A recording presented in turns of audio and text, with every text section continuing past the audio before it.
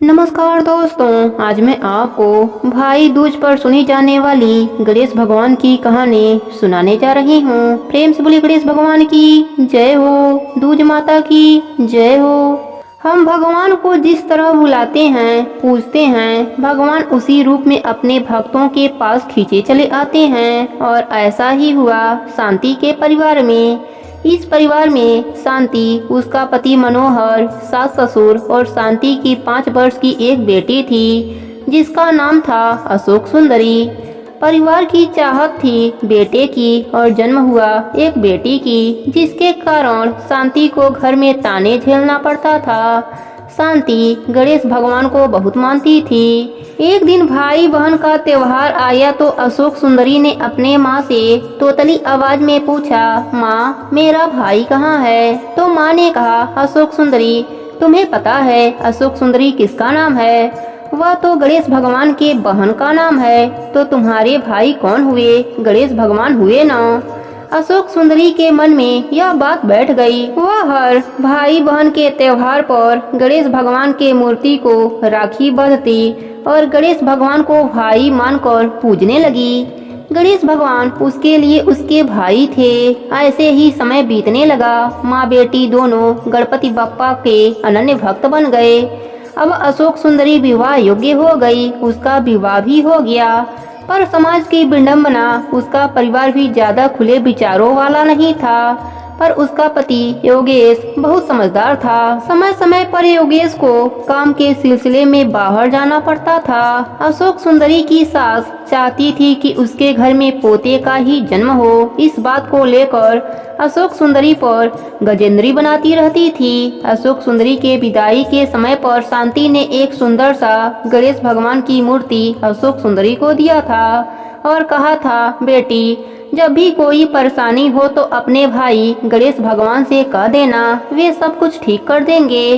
बस इस बात का विश्वास करके अशोक सुंदरी अपने भाई गणेश जी से बोली, भैया मेरी सास के मन में जो इच्छा है उसे अवश्य ही पूरी कर देना, नहीं तो मेरा हाल भी मेरी माँ की तरह हो जाएगा। अशोक सुंदरी गर्व से हो गई और देखते ही देखते 9 माह का समय पूरा हो गया। एक दिन अचानक अशोक सुंदरी की तबीयत खराब हो गई और उसे अस्पताल ले जाने का समय नजदीक आ गया। संयोगवश उस दिन योगेश घर पर नहीं था। उसकी सास उसे अस्पताल ले गई। वहीं पर अशोक सुंदरी ने एक बच्ची को जन्म दिया।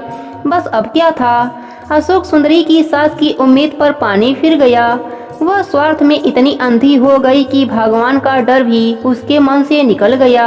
उधर अशोक सुंदरी मन ही मन गणेश भगवान से कह रही थी कि मेरे भैया आपकी भांजी हुई है, आप इसकी रक्षा करना और योगेश को जल्दी से भेज देना। अशोक सुंदरी की सास तो अपने बेटे के आने से पहले ही अपने बहू और अपने पोती के लिए जाल बुन चुकी थी। उसने एक अकेले कोठरी में अशोक सुंदरी और उसकी बेटी को लेटा दिया। कोठरी घर के पीछे ही थी और रात को मौका पाते ही कोठरी में आग लगा दिया। अशोक सुंदरी जोर जोर से चिल्लाने लगी, अपने भाई गणेश को पुकारने लगी, गणेश भैया बचाओ, गणेश भैया बचाओ। और प्रभु भी कहाँ रुकने वाले थे।